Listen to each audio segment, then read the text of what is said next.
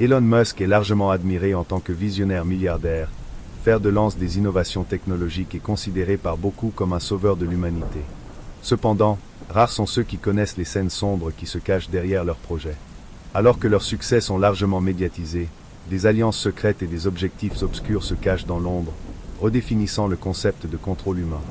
Un exemple notable est Neuralink, présenté publiquement comme une révolution dans la médecine et les limites de l'esprit humain. Officiellement, il promet de guérir les maladies neurologiques et de connecter les cerveaux aux machines.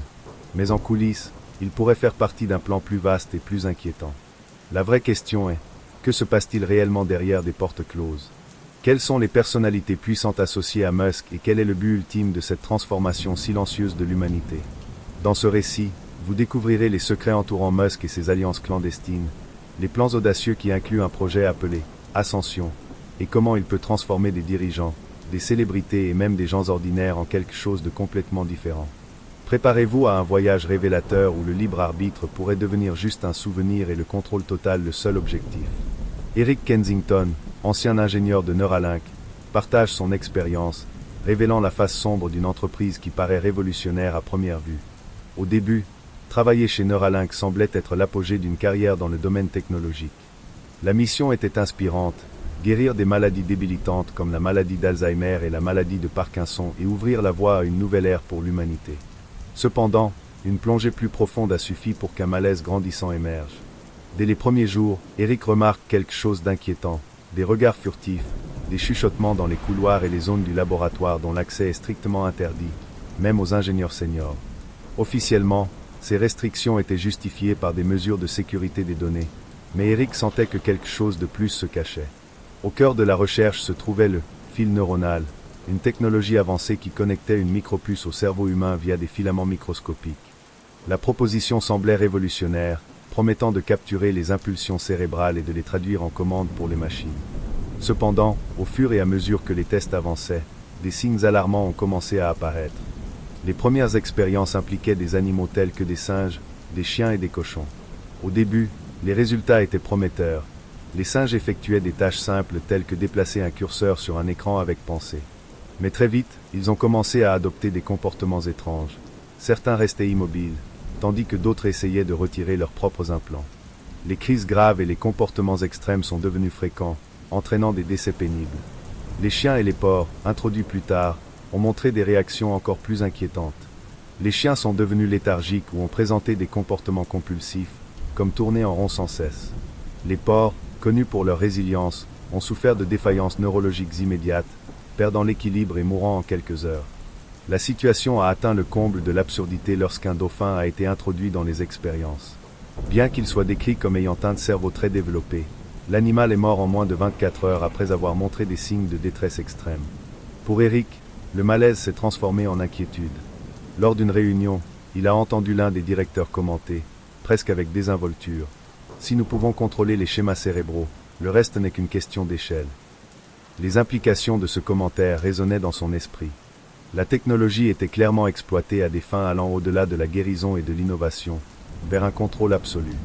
La méfiance d'Eric s'est confirmée lors d'une autre réunion interne, lorsqu'un directeur a évoqué l'idée de remplacer la conscience humaine par des algorithmes plus efficaces. Au début, cela ressemblait à une blague, mais le silence dans la pièce, accompagné de hochements de tête, indiquait que ce n'était pas le cas. À ce moment-là, Eric a réalisé que l'objectif de Neuralink allait au-delà de l'intégration homme-machine ou de la médecine révolutionnaire. Le véritable objectif semblait être le contrôle total de l'esprit humain, sous couvert du progrès technologique. Les expériences ont continué à évoluer.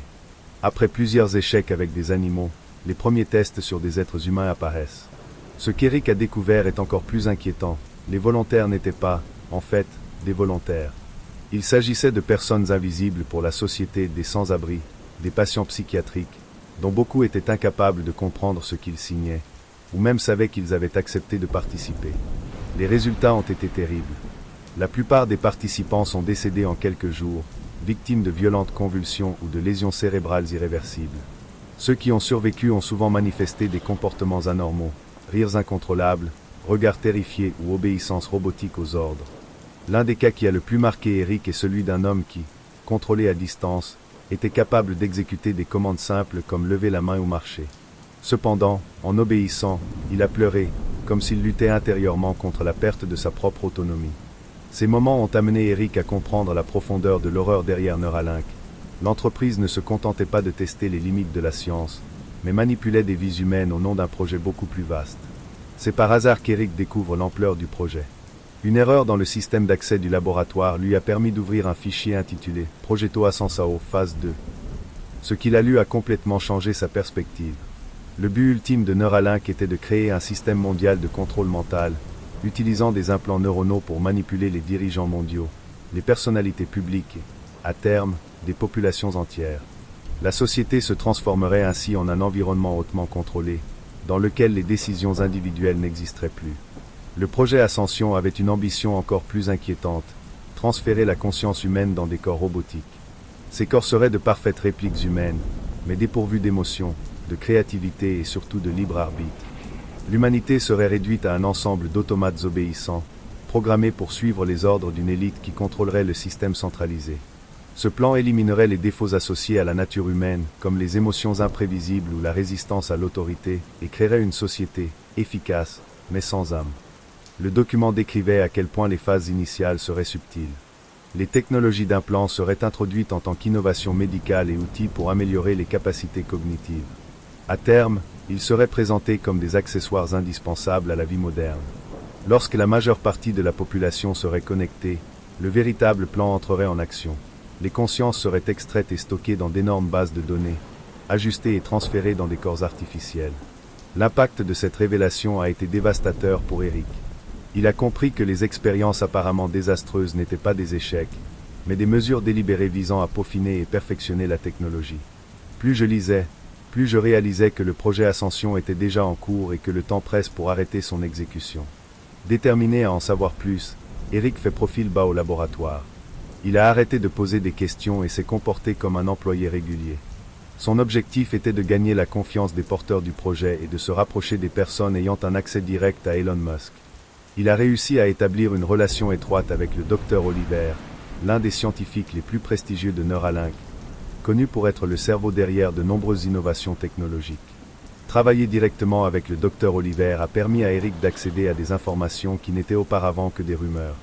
Il a été témoin d'expériences qui semblaient tout droit sorties des films d'horreur, des humains dotés d'implants neuronaux, contrôlés à distance comme des marionnettes. Certains obéirent sans résistance, tandis que d'autres hurlaient de douleur ou étaient pris de convulsions.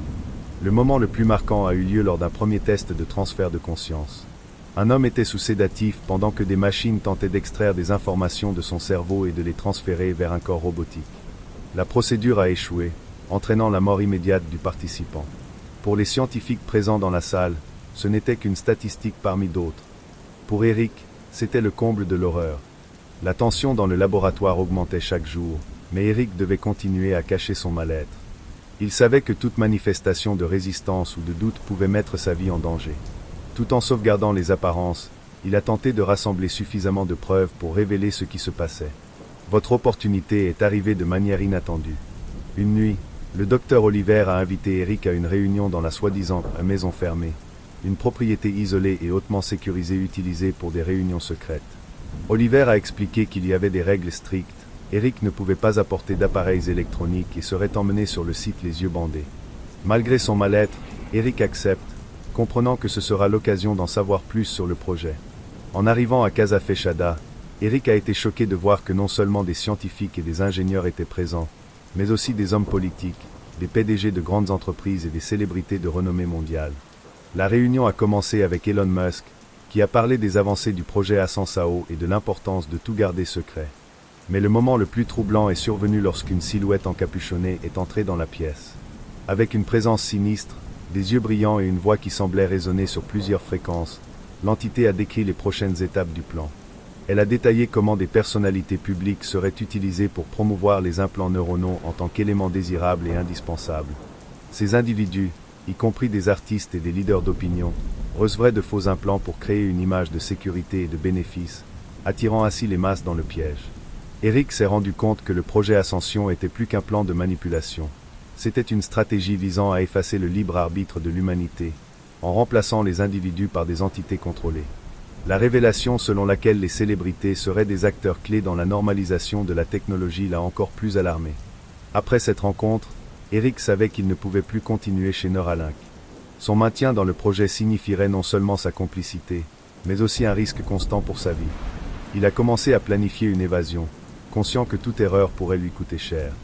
Le plan d'Eric pour échapper à Neuralink nécessitait une exécution précise et une extrême prudence pour ne pas éveiller les soupçons.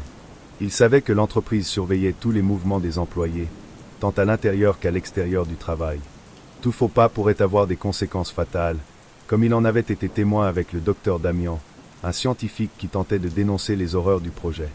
Damian avait réussi à accéder et à imprimer des dossiers internes détaillant l'identité des victimes utilisées dans les expériences. Cependant, il a été rapidement identifié par les caméras de sécurité et des agents de l'entreprise l'ont détenu de manière publique et intimidante dans le laboratoire. Après avoir été placé en garde à vue, Damian a disparu sans laisser de traces. Cet incident a fait comprendre à Eric que pour survivre, il lui faudrait être méticuleux. Pour justifier son absence du travail, Eric a fait appel à un cousin médecin, qui a préparé un certificat indiquant qu'il avait besoin de repos en raison d'un problème de santé. Le document semblait légitime et a été rapidement accepté par le service des ressources humaines de Neuralink, permettant à Eric de disparaître temporairement du radar de l'entreprise. Le certificat en main, Eric commença à préparer son évasion. Il décide de quitter les États-Unis et de se réfugier à Calgary, au Canada, où une tante peut lui offrir un refuge. Pour éviter d'être suivi, il a prévu un itinéraire indirect, voler d'abord vers Toronto, puis prendre le train jusqu'à Calgary. Cette stratégie créerait une diversion, brouillant les éventuelles tentatives de localisation. Eric n'a emporté qu'un petit sac à dos contenant des objets essentiels, laissant derrière lui tout ce qui pourrait éveiller des soupçons ou permettre de le retrouver. La nuit précédant son évasion, il avait du mal à dormir, envahi par la peur d'être découvert. Lorsqu'il est finalement monté à bord de l'avion pour Toronto, il a ressenti un mélange de soulagement et d'appréhension. Une fois arrivé à Toronto, il a rapidement acheté un billet de train et s'est lancé dans un long voyage jusqu'à Calgary. Durant les 3 jours passés dans le train, Eric est resté vigilant, observant attentivement tout le monde autour de lui. Chaque bruit ou mouvement lui semblait être une menace potentielle, mais il savait qu'il se rapprochait de la liberté. À son arrivée à Calgary, Eric a trouvé un bref soulagement. Sa tante l'a accueilli à bras ouverts et lui a proposé un endroit sûr pour se rétablir. Cependant, même s'il était loin de la portée directe de Neuralink, il continuait à être tourmenté par les souvenirs de ce dont il avait été témoin et par la culpabilité de ne pas avoir pu rassembler des preuves concrètes pour révéler la vérité. Même en sécurité, Eric ne parvenait pas à trouver la paix. Les souvenirs des expériences inhumaines et de la silhouette encapuchonnée le hantaient, transformant ses nuits en une succession de cauchemars. Il a revécu les cris des animaux, les regards vides des humains contrôlés et les rires sombres qui ont résonné lors de la réunion à huis clos. Le sentiment d'impuissance le consumait. Il savait que s'enfuir ne suffisait pas, Neuralink était toujours actif et le projet Ascension était toujours en cours. Eric commença à réfléchir aux paroles de la silhouette encapuchonnée. Le plan était si méticuleusement élaboré qu'il semblait impossible de l'arrêter. Des célébrités, des hommes politiques et des leaders d'opinion sont utilisés pour transformer les implants neuronaux en symboles de progrès et d'innovation. L'humanité serait séduite par les promesses d'amélioration cognitive, de guérison des maladies et d'une plus grande connectivité, sans se rendre compte qu'elle abandonnait son libre arbitre. Il s'interrogeait également sur la possibilité qu'il y ait d'autres personnes au sein de Neuralink qui partageaient ses doutes et ses craintes. Peut-être y avait-il des alliés silencieux, comme le docteur Damian, qui n'était pas d'accord avec les sombres objectifs de l'entreprise. Mais la peur et le contrôle absolu de Neuralink ont fait en sorte que peu d'entre eux ont osé agir. Déterminé à faire quelque chose, Eric a commencé à chercher des moyens de partager son histoire. Cependant, il se heurte à un obstacle majeur, le manque de preuves. Sans preuves concrètes, son récit serait facilement discrédité et qualifié de théorie du complot ou de tentative de vengeance d'un ancien employé. Il avait besoin d'un plan pour obtenir des informations susceptibles de révéler Neuralink sans se mettre en danger immédiat.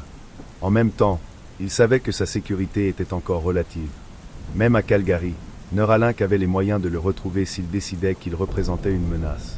Eric vivait en état d'alerte constant, en prenant soin de ne pas laisser de traces numériques ni d'entrer en contact avec des personnes susceptibles de révéler sa localisation. La pression psychologique était intense, mais Eric a trouvé la force dans une pensée. S'il ne faisait pas quelque chose, personne ne le ferait. Il commença à planifier soigneusement comment il pourrait agir pour révéler la vérité, sachant que son combat contre Neuralink était un combat contre une machine gigantesque et impitoyable. Eric a passé des semaines immergé dans la planification et la recherche. Il savait qu'une action impulsive pouvait tout mettre en péril, C'est pourquoi il a décidé d'aborder la situation de manière stratégique. Tout d'abord, il a commencé à documenter ses souvenirs en détail, en notant tout ce dont il a été témoin à Neuralink, les expériences, les réunions secrètes, les conversations en laboratoire, et plus important encore, le contenu qu'il a vu dans les fichiers du projet Ascension. Bien qu'il ne dispose pas encore de preuves matérielles, il estime que son témoignage pourrait gagner en crédibilité s'il parvenait à susciter l'intérêt de journalistes ou de militants spécialisés dans la technologie et les droits de l'homme. Au même moment, Eric a commencé à rechercher sur Internet des signes d'autres personnes susceptibles d'être connectées à Neuralink et partageant ses inquiétudes. Il s'est rendu sur des forums anonymes et des communautés technologiques, publiant discrètement des messages codés pour tenter de trouver des alliés. Leur objectif était d'identifier d'anciens employés, collaborateurs ou toute personne susceptible de corroborer leur histoire ou d'apporter des informations complémentaires. Pendant ce temps, il continuait à vivre sous une surveillance interne constante. Eric sentait que Neuralink n'avait pas renoncé à le surveiller, même après son départ. De petits incidents le rendaient méfiant. Des appels anonymes qui se terminaient brusquement, des véhicules inconnus garés près de la maison de sa tante, et même d'étranges problèmes sur ses appareils électroniques. Chaque nouvel élément de preuve augmentait sa paranoïa, mais renforçait également sa détermination. C'est lors d'une de ces nuits blanches qu'Eric a une idée audacieuse. Il décide de contacter des journalistes indépendants et des organisations de défense des droits civiques sous un pseudonyme. Il savait qu'il ne pouvait pas faire confiance aux grandes entreprises médiatiques, qui pouvaient être influencées par le pouvoir et les ressources de Neuralink. Au lieu de cela, il a recherché des journalistes connus pour leurs enquêtes sur la technologie et l'éthique. Dans son message initial, Eric n'a raconté qu'une partie de l'histoire, sans révéler son identité ni sa localisation. Il a mentionné l'existence d'un projet secret impliquant des implants neuronaux et le contrôle mental, laissant suffisamment d'indices pour attiser la curiosité, mais sans révéler de détails qui pourraient compromettre sa sécurité. En attendant des réponses, Eric a commencé à compiler les informations dont il disposait dans une série de documents numériques cryptés, prévoyant de les divulguer si quelque chose lui arrivait. Cette sauvegarde lui garantissait que même s'il était retrouvé ou réduit au silence, la vérité aurait une chance d'éclater. La stratégie d'Eric a commencé à porter ses fruits lorsqu'il a reçu une réponse d'un journaliste d'investigation indépendant. Utilisant un pseudonyme, le journaliste s'est dit intéressé à en savoir plus, mais a besoin de premières preuves pour poursuivre la conversation. Eric savait que c'était son opportunité, mais aussi un risque. Toute exposition imprudente pourrait conduire Neuralink vers lui. Il a décidé de partager uniquement des informations générales et des parties de ses notes, suffisamment pour susciter l'intérêt sans compromettre son identité. Il a décrit les tests sur les animaux et les humains, les incidents au laboratoire et la présence de personnalités publiques lors de réunions secrètes. La réaction a été immédiate. Le journaliste a répondu avec un grand intérêt et a proposé une conversation en temps réel via une chaîne cryptée. Eric hésita, mais réalisa qu'il devait tenter sa chance. Au cours de la conversation, il a expliqué sa situation et a fourni plus de détails sur les expériences et le projet Ascension. Le journaliste, à son tour, a promis de mener une enquête approfondie et a assuré qu'il protégerait à tout prix l'identité d'Eric. Pour la première fois depuis des mois, Eric avait l'impression de ne pas être seul. Pendant ce temps, l'environnement autour d'Eric devenait de plus en plus menaçant. Il a commencé à se rendre compte qu'il était suivi par des inconnus et que sa tante, même si elle essayait de le cacher, devenait également nerveuse. Un jour, alors qu'il rentrait chez lui, il remarqua une voiture garée au coin de la rue qui semblait surveiller ses mouvements. La paranoïa s'est accrue et Eric a compris qu'il devait agir vite avant qu'il ne soit trop tard. Il a décidé de changer à nouveau de lieu, mais pas avant d'avoir transmis les informations dont il disposait aux journalistes. À l'aide d'un système de transmission de données hautement sécurisé, Eric a transféré une partie de ses documents cryptés, notamment des descriptions détaillées des expériences et des événements dont il a été témoin. Il savait que le journaliste pourrait utiliser ces informations comme base pour enquêter plus en profondeur et éventuellement dénoncer Neuralink.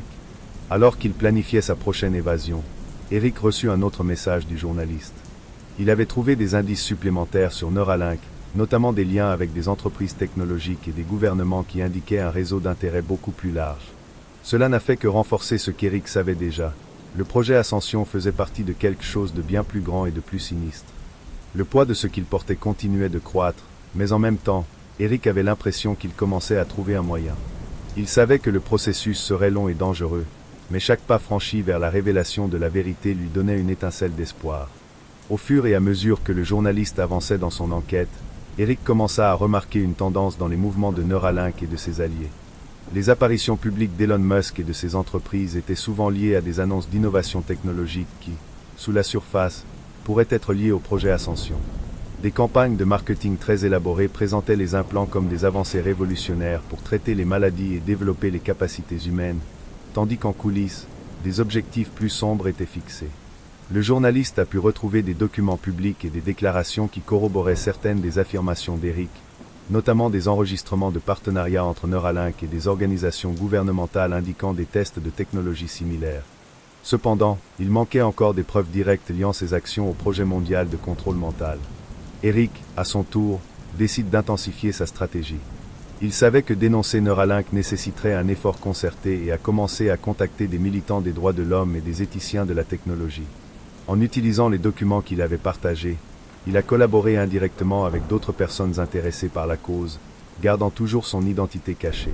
En parallèle, il a continué à prendre des mesures pour éviter d'être traqué. Il se déplaçait constamment, alternant entre des endroits sûrs et évitant tout schéma qui pourrait le trahir. Cependant, malgré toutes les précautions prises, le siège semblait se resserrer.